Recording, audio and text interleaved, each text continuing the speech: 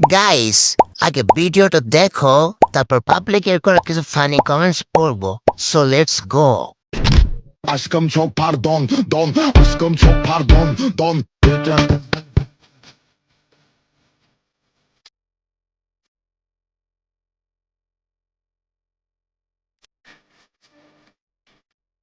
तो चलिए शुरू करते हैं।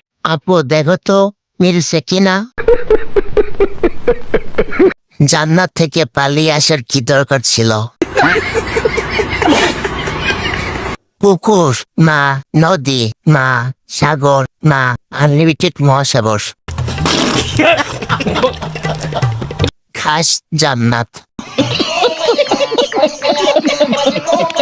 কনফার্ম জান্নাতি।